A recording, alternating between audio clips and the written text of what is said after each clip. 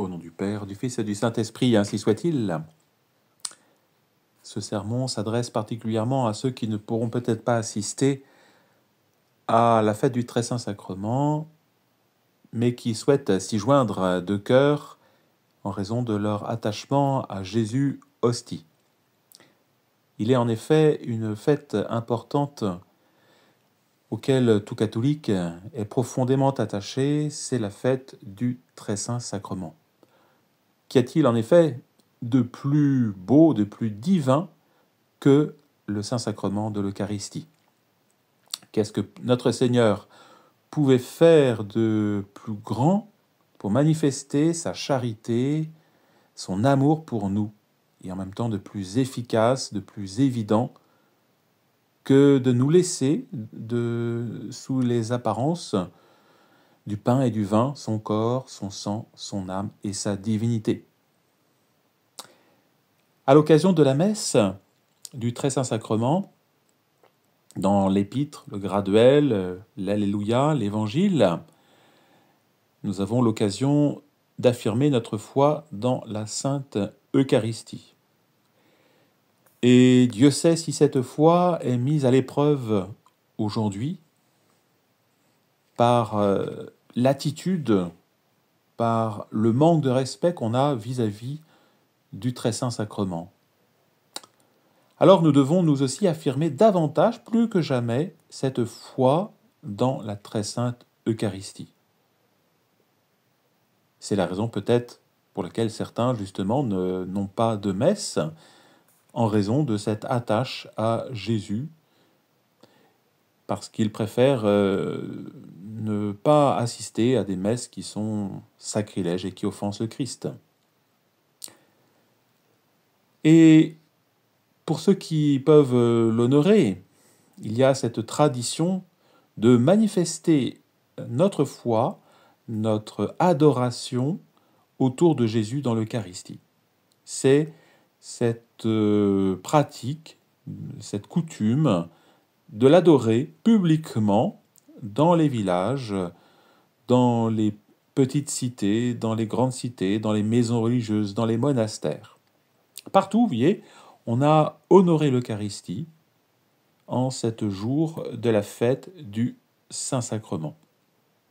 Alors c'est le Concile de Trente qui disait déjà « Il faut honorer notre Seigneur publiquement, afin que ceux qui voient et qui constatent la foi des catholiques en la très sainte Eucharistie soient eux aussi attirés par cet hommage qui est rendu à notre Seigneur présent dans ce grand sacrement. » Et le Concile rajoute ceci en disant « Et ceux qui refusent de voir la divinité de notre Seigneur Jésus-Christ soient comme frappés par la punition de Dieu, par l'aveuglement de leur cœur, alors qu'ils refusent d'honorer notre Seigneur Jésus-Christ. » Voilà pourquoi donc le Concile de Trente encourage cette tradition très ancienne d'honorer notre Seigneur en public. Ce n'est pas seulement pour nous, mais voyez, c'est aussi pour manifester cette royauté de Jésus. Et c'est pourquoi, d'ailleurs, nous ferons, nous ici, une procession. Et ce sera l'occasion de croire doublement, triplement, quadruplement, pour tous ceux qui ne croient pas, pour ceux qui le méprisent dans le Saint-Sacrement, pour ceux qui commettent des sacrilèges, et même pour ceux qui, ont accepté cette nouvelle liturgie, qui s'éloigne du respect dû au Saint-Sacrement.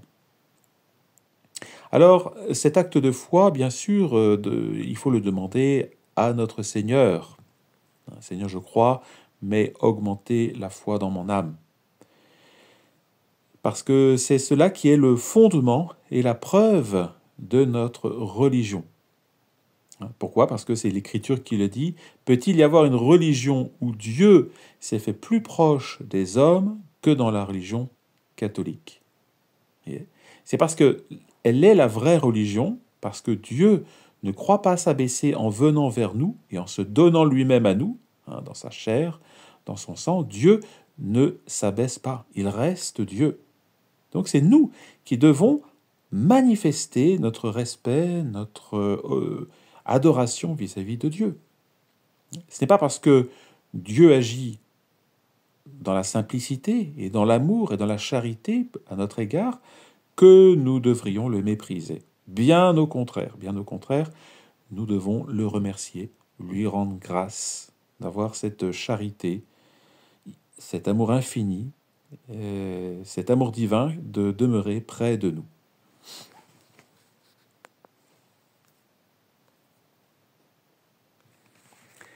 C'est vraiment auprès de notre Seigneur quand nous retournons, quand nous voyons notre vie, eh bien, que nous voyons que le Saint-Sacrement a opéré auprès de nous de grandes choses. Pas seulement dans les circonstances spéciales, notre première communion, communion solennelle ou autre événement de famille, mais tout au long de notre vie. Imaginons une vie chrétienne sans Eucharistie. Que serions-nous sans notre Seigneur Jésus-Christ, sans ce don extraordinaire qu'il nous a fait? Et nous serions comme orphelins, comme seuls, nous nous sentirions abandonnés vraiment par le bon Dieu.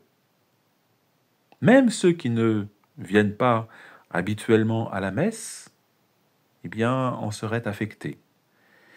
Mais voyez, avec l'Eucharistie, lorsque nous avons besoin de parler à notre Seigneur, de le voir, de lui dire que nous l'aimons, et lorsque nous avons besoin de secours spéciaux, nous pouvons tout simplement nous rendre dans nos sanctuaires, nous agenouiller devant notre Seigneur pour être seul devant le Saint-Sacrement et demander au bon Dieu, avec la certitude d'être entendu: venez à mon aide, secourez-moi, je suis dans la difficulté, je suis dans l'épreuve, venez à l'aide de ma famille, venez à l'aide de mes enfants. Et nul doute que notre Seigneur nous entend et nous exauce. Et quand nous sommes repartis, que nous avons quitté l'Église, réconfortés, et cela, nous l'avons tous été après chaque messe dominicale. Voyez cette beauté de la messe du dimanche, tous ces fidèles qui se réunissent autour de notre Seigneur Jésus-Christ, qui participent à sa passion, qui participent à son corps, à son sang, et qui repartent tous, chacun chez eux, la paix dans l'âme, la joie dans le cœur, le réconfort dans leur âme, prêts à souffrir, prêts à lutter même pour garder notre Seigneur Jésus-Christ. Et nous-mêmes, en tant que prêtres, combien de fois nous avons pu assister des malades, quelle joie pour eux, pour ces âmes qui souffraient de recevoir leur Dieu de la main du prêtre qui venait leur apporter la Sainte Communion. Quelle source de courage pour eux. Et donc notre Seigneur a fait par ce sacrement un miracle que tous les théologiens disent un miracle extraordinaire de son amour. Et donc, en conséquent, nous devons en retour lui manifester notre amour. La Sainte Eucharistie, c'est vraiment le sacrement de la charité. Jésus ne pouvait pas faire davantage pour nous. Il est évidemment le sacrement de notre foi, tout d'abord, Mysterium Fidei. Et bien sûr, il est le test de notre foi. Et c'est cela qu'on reconnaît les vrais catholiques, je dirais même les catholiques de la tradition des modernistes, ou des catholiques tièdes et catholiques fervents. Et il y a aussi à travers ce mystère de l'Eucharistie un mystère de notre espérance. Notre Seigneur le dit lui-même, si vous mangez ma chair et buvez mon sang, vous aurez la vie éternelle en vous. Si vous mangez mon corps et buvez mon sang, vous aurez cette vie éternelle, et un jour je vous ressusciterai. Notre Seigneur, en nous donnant son corps, est le gage de notre résurrection.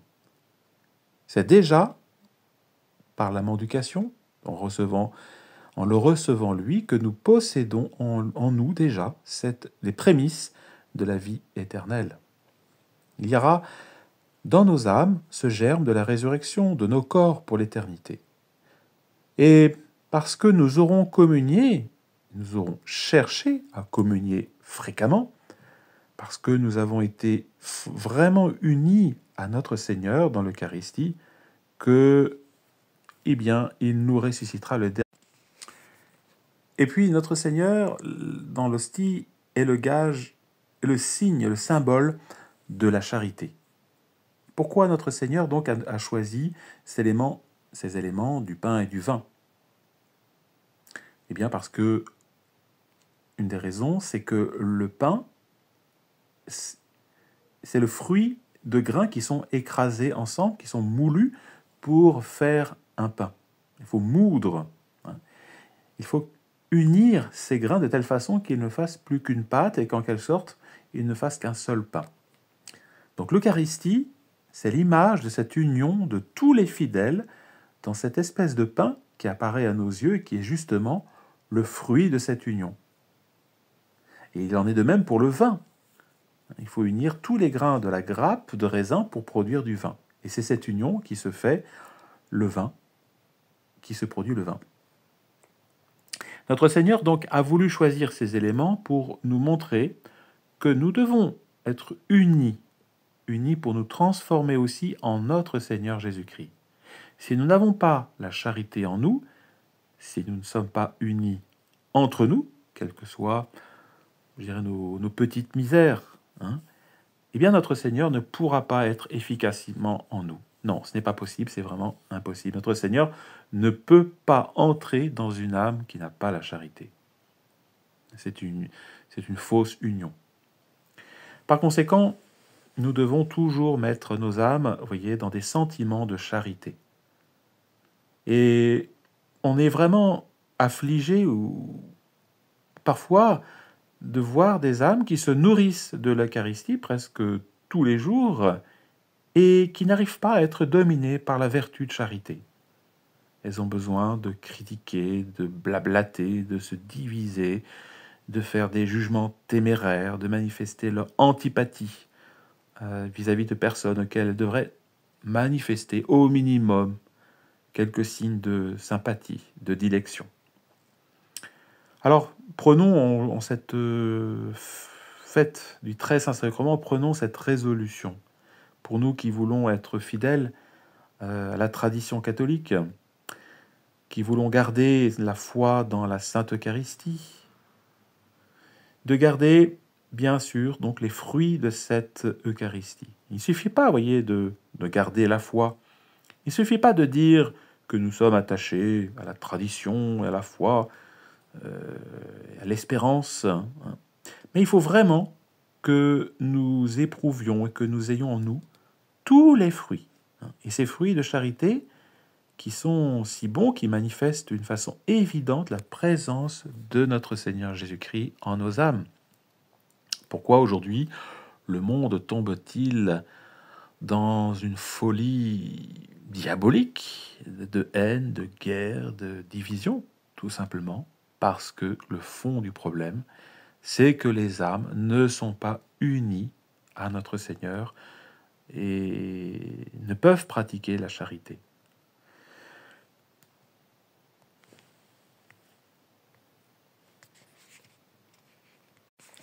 Alors nous prierons aussi particulièrement, à l'occasion de cette solennité du Très Saint-Sacrement, nous prierons pour les prêtres, tout particulièrement pour qu'ils soient des signes de charité,